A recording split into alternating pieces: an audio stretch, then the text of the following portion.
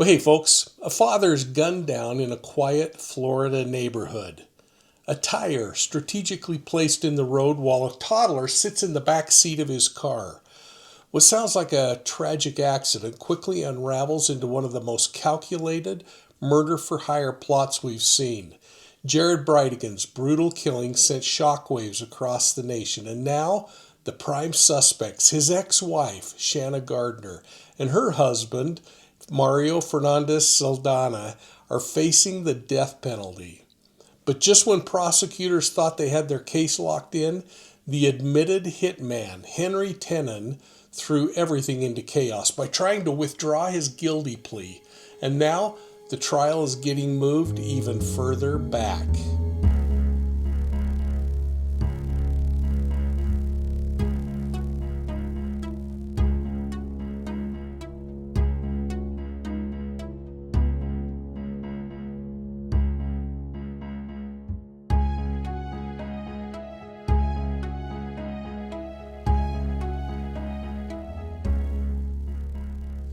It was a quiet evening in February of 2022 as Jared Bridegan was driving through an upscale Jacksonville Beach neighborhood after dropping off his twin children, a boy and a girl, at the home of his ex-wife, Shanna Gardner. He had his 2-year-old daughter from his new marriage in the back seat of the car, and what happened next was anything but random. A truck tire and rim were placed deliberately in the road. And Jared did what most of us would have done. He stopped and he got out of his vehicle to move it. And that's when he was ambushed, shot multiple times in cold blood, just feet away from his little girl who was still strapped in her car seat. This wasn't a robbery gone wrong or a carjacking. Jared Bridegan's wallet was left untouched. Nothing in the car was taken. And whoever pulled the trigger had clearly been lying in wait. This was an execution. And as the investigation picked up speed, it didn't take long for detectives to zero in on a 62-year-old man named Henry Tenan, who was later arrested in January of 2023. Now, he would admit to being the trigger man, but what really turned heads was who he was connected to and who might have given the order. You see, Tenan was living in a house owned by a man named Mario Fernandez Saldana. And Mario just happened to be the husband of a woman named Shanna Gardner. Shanna Gardner? Well, she's Bridegan's ex-wife. And suddenly, we're left staring at a web of connections where everything starts to unravel. Now, I appeared on Court TV to discuss this case with Vinnie Politan. I've also done a previous video on it that you can go back and watch. But Vinnie laid out the key players, showing how Tenan, Fernandez, and Gardner were all connected to each other. Their connection wasn't through normal means like friends or co-workers or people who go to church together. It was through a tenant-landlord relationship. And as I spoke with Vinnie, I mentioned how disturbing the relationship truly was because the shooter of Jared Bridegan didn't know Jared Bridegan. He didn't hang out with Jared Bridegan, and he didn't work with Jared Bridegan at Microsoft. In fact, this is a guy that doesn't even go to the same church as Jared Bridegan, and they don't even live closely to each other. And yet, there he was, executing a precision hit on a man that he has no reason to even cross paths with. This wasn't an opportunistic robbery. It was an execution-style murder. Now, in that same segment, I walked through the logical flow that law enforcement would likely follow in an investigation like this. Once you see that Tenan lived in property owned by Fernandez, who's married to the victim's ex-wife, you start seeing a chain of relationships, and that forms a very suspicious triangle. The kind of triangle that's hard to chalk up to coincidence. Let's watch that clip. Now, Mike King, I want you to take a look at this. Take a look at the key players in all of this, in this alleged plot. Henry Tenan is the admitted killer, okay? The man on the left. This is the one who took Jared Bridegan's life. He was renting a property from Mario Fernandez Saldana, who is Mario Fernandez Saldana? He is Shanna Gardner's husband. Okay? Shanna is his wife. Who is Shanna Gardner? Shanna Gardner is Jared Bridegan, the victim's ex-wife, ex-husband. So these two are split on the left. The two in the middle are together. And Mario is connected to Henry because Henry was renting some property from Mario. So looking at this connection, how difficult, Mike, is it going to be to make this connection, right? When you have a murder where the person who's going to be on trial didn't actually pull the trigger and commit the murder itself, physically. Yeah, I think there are too many coincidences in something like this, Vinny. I mean, clearly, this guy doesn't know Jared Bridegan. He doesn't hang out with him. He doesn't work at Microsoft. He doesn't go to the church that Jared goes to. And all of a sudden, there's a connection that causes him to make a targeted hit, not an opportunistic hit of some guy trying to rob somebody on the street. This is an execution. And so it's pretty easy to start following the breadcrumbs back to a husband of the former wife, and the husband's connection to him as his landlord.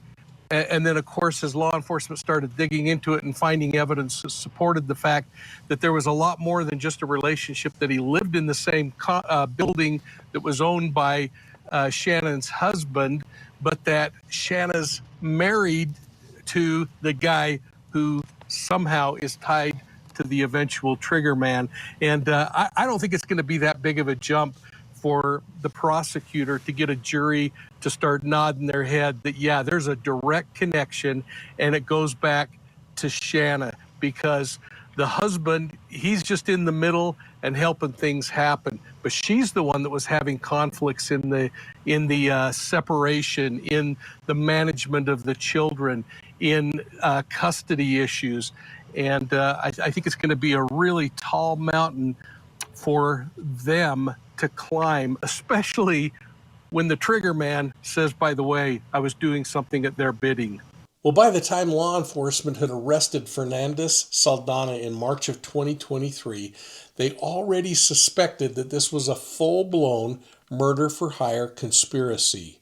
And when Shannon Gardner was arrested in August of 23, after she relocated to Washington State, I might add, the case officially reached a boiling point.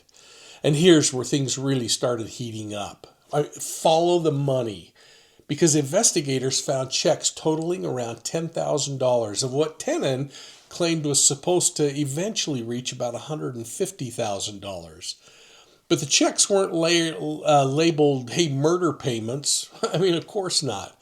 No, they had creative little memos like landscaping and cleaning or keeping up with the roof. And then this one I thought was really interesting. Kickstarter, good luck.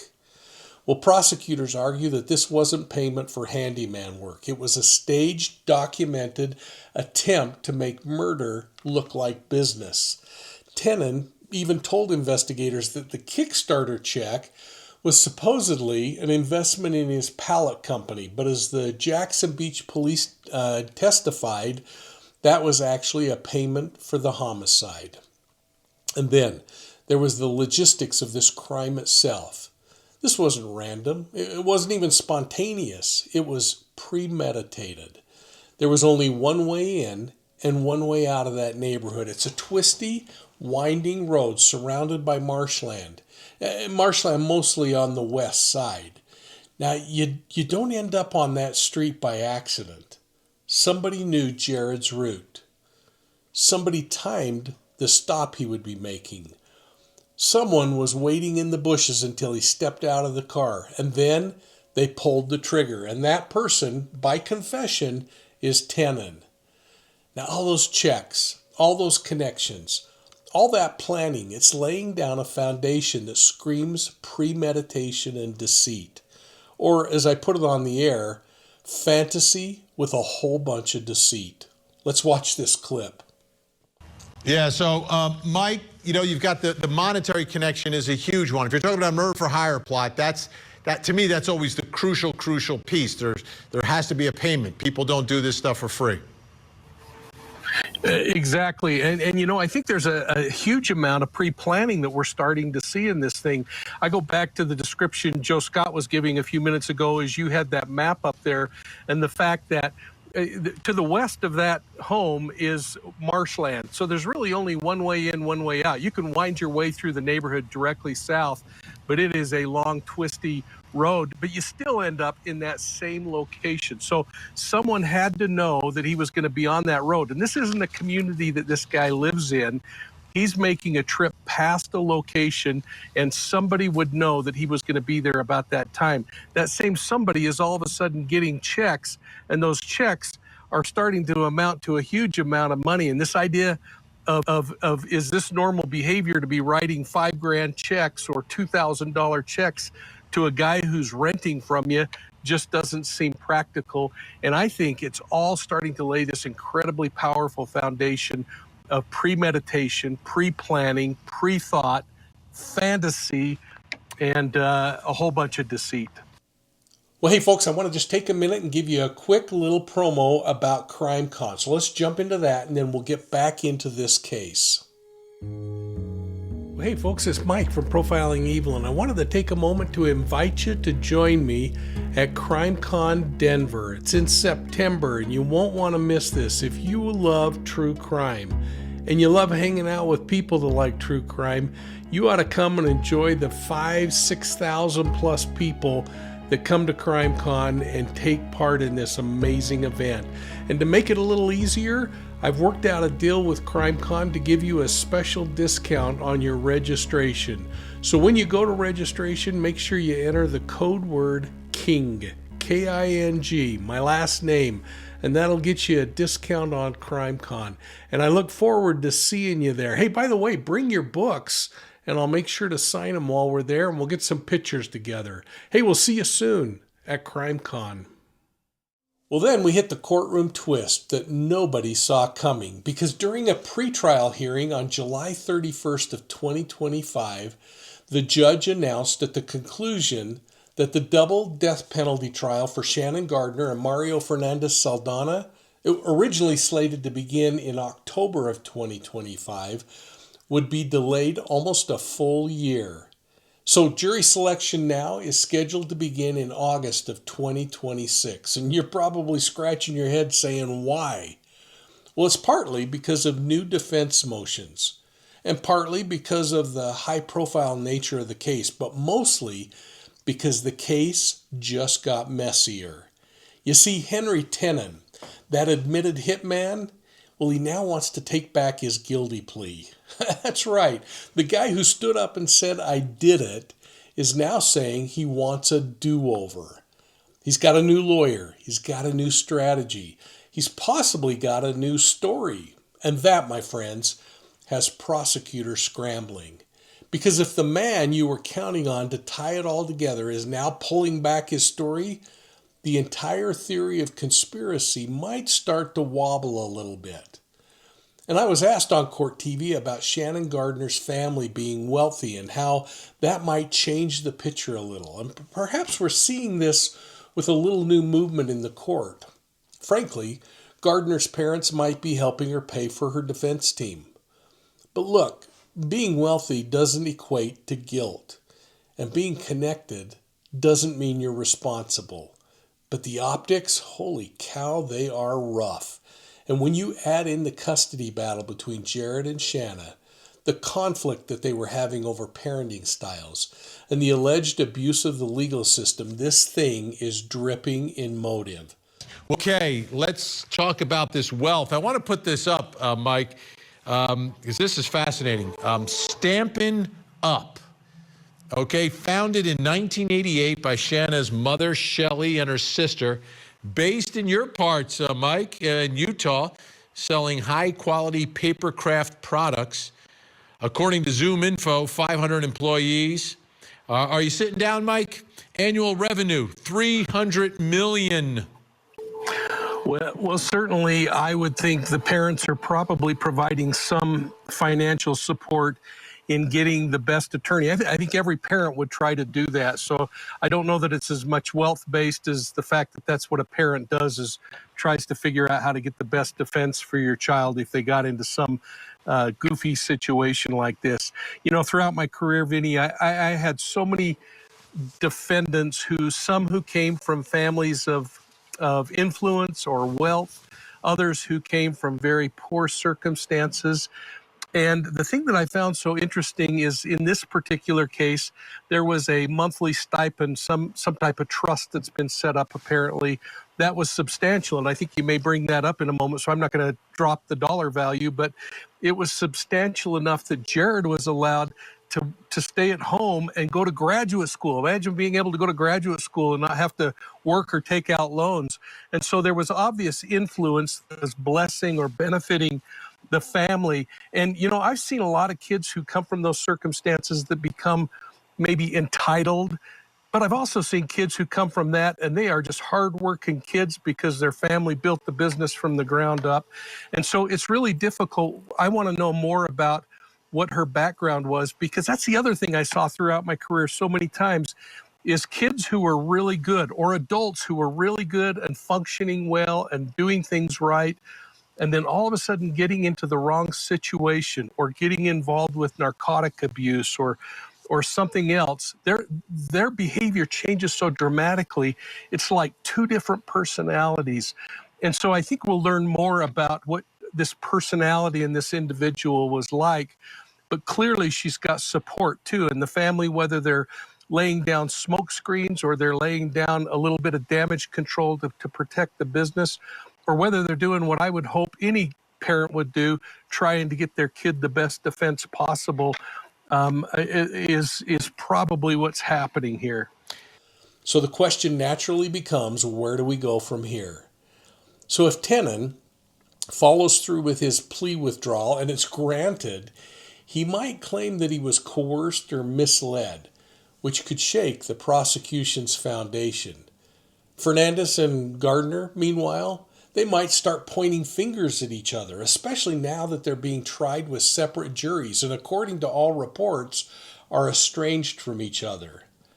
And that delay to August 26, well, that gives both the defense teams time to build doubt and chip away at the prosecution's timeline. A way to start to question digital evidence more and paint this whole thing as a misunderstanding rather than a murder plot.